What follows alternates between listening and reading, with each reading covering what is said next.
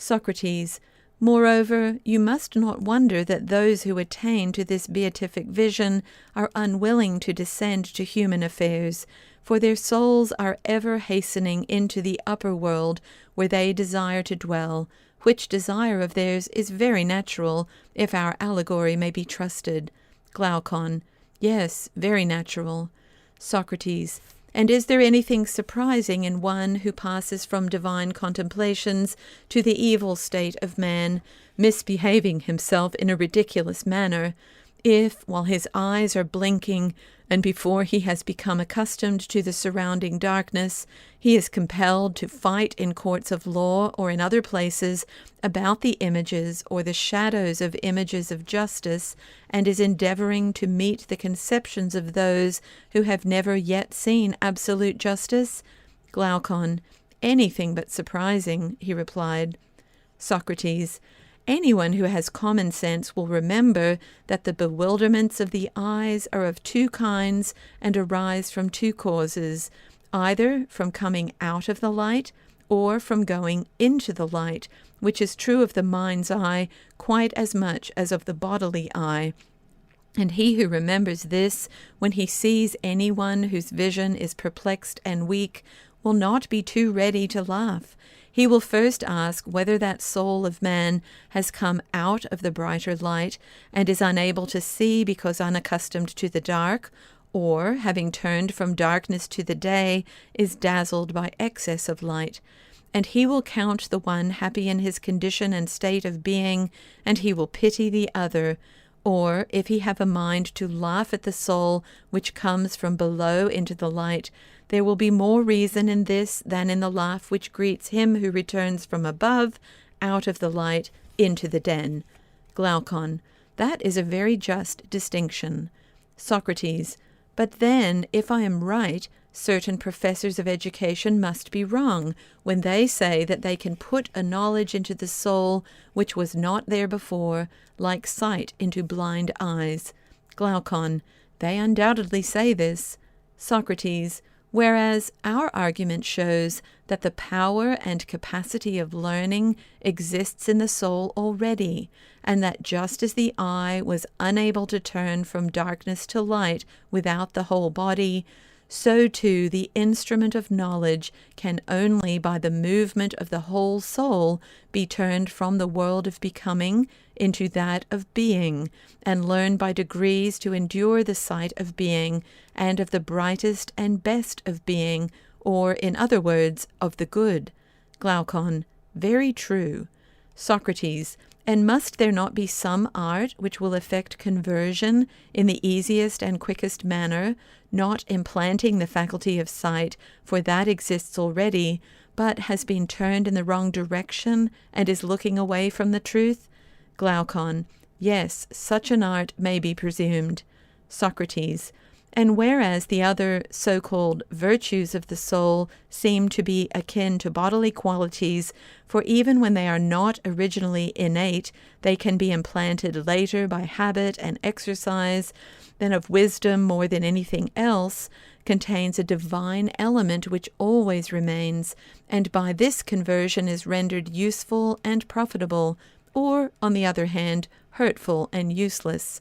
Did you never observe the narrow intelligence flashing from the keen eye of a clever rogue? How eager he is, how clearly his paltry soul sees the way to his end. He is the reverse of blind, but his keen eyesight is forced into the service of evil, and he is mischievous in proportion to his cleverness. Glaucon, very true. Socrates, but what if there had been a circumcision of such natures in the days of their youth, and they had been severed from those sensual pleasures, such as eating and drinking, which, like leaden weights, were attached to them at their birth, and which drag them down, and turn the vision of their souls upon the things that are below? If, I say, they had been released from these impediments and turned in the opposite direction, the very same faculty in them would have seen the truth as keenly as they see what their eyes are turned to now. Glaucon, very likely.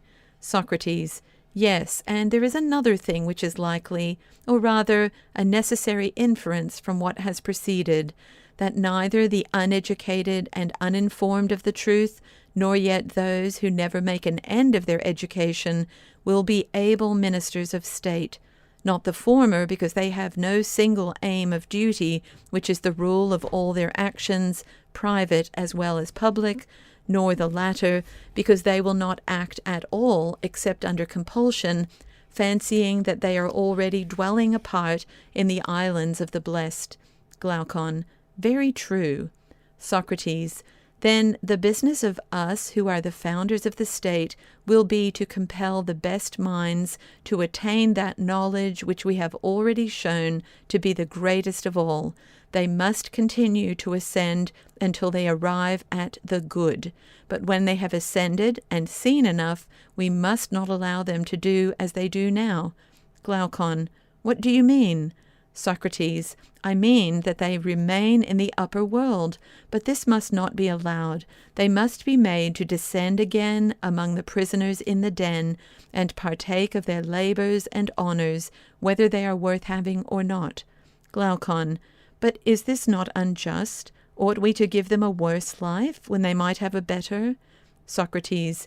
You have again forgotten, my friend, the intention of the legislator, who did not aim at making any one class in the state happy above the rest.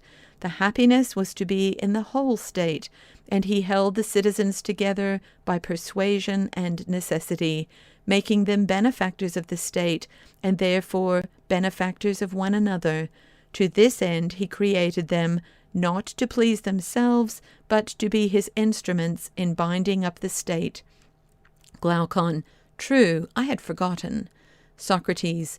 Observe, Glaucon, that there will be no injustice in compelling our philosophers to have a care and providence of others. We shall explain to them that in other states men of their class are not obliged to share in the toils of politics. And this is reasonable, for they grow up at their own sweet will, and the government would rather not have them. Being self-taught, they cannot be expected to show any gratitude for a culture which they have never received. But we have brought you into the world to be rulers of the hive, kings of yourselves and of the other citizens, and have educated you far better and more perfectly than they have been educated, and you are better able to share in the double duty. Wherefore each of you, when his turn comes, must go down to the general underground abode and get the habit of seeing in the dark. When you have acquired the habit, you will see 10,000 times better than the inhabitants of the den, and you will know what the several images are and what they represent, because you have seen the beautiful and just and good in their truth. And thus our state, which is also yours, will be a reality and not a dream only, and will be administered in a spirit unlike that of other states, in which men fight with one another about shadows only, and are distracted in the struggle for power, which in their eyes is a great good.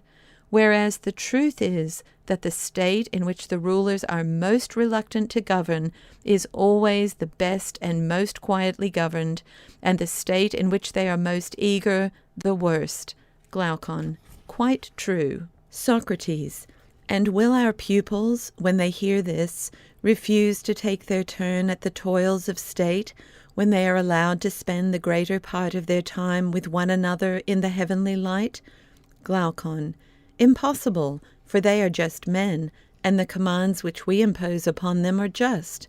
There can be no doubt that every one of them will take office as a stern necessity, and not after the fashion of our present rulers of state. Socrates. Yes, my friend, and there lies the point. You must contrive for your future rulers another and a better life than that of a ruler, and then you may have a well-ordered state. For only in the state which offers this will they rule who are truly rich, not in silver and gold, but in virtue and wisdom, which are the true blessings of life.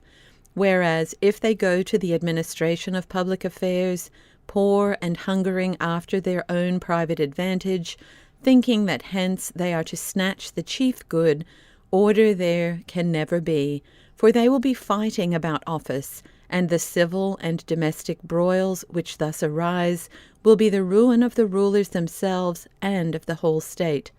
Glaucon, most true.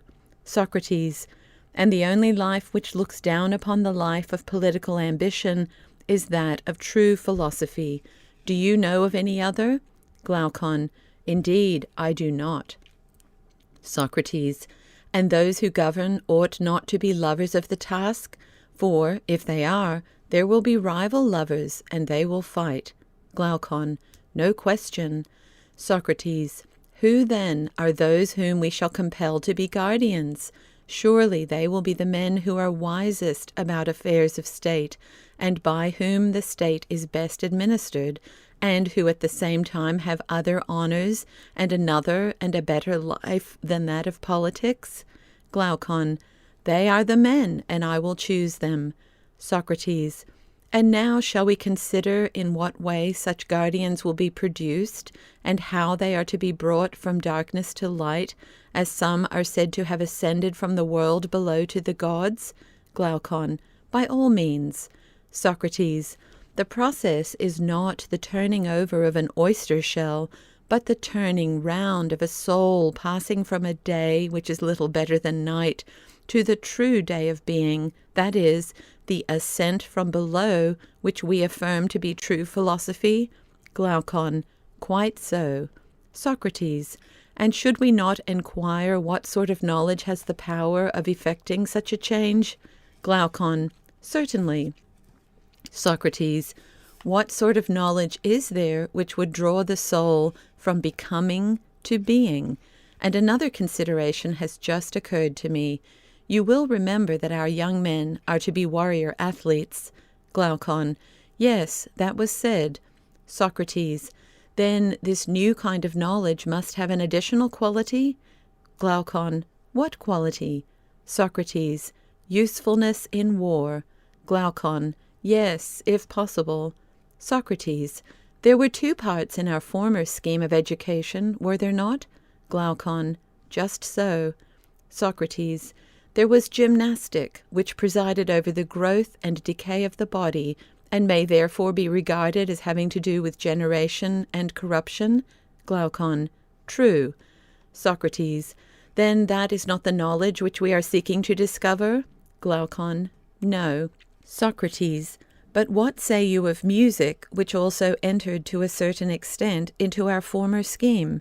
Glaucon, music, as you will remember, was the counterpart of gymnastic, and trained the guardians by the influences of habit, by harmony making them harmonious, by rhythm rhythmical, but not giving them science, and the words, whether fabulous or possibly true, had kindred elements of rhythm and harmony in them.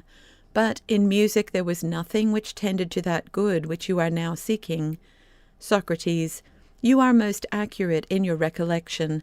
In music there certainly was nothing of the kind. But what branch of knowledge is there, my dear Glaucon, which is of the desired nature, since all the useful arts were reckoned mean by us?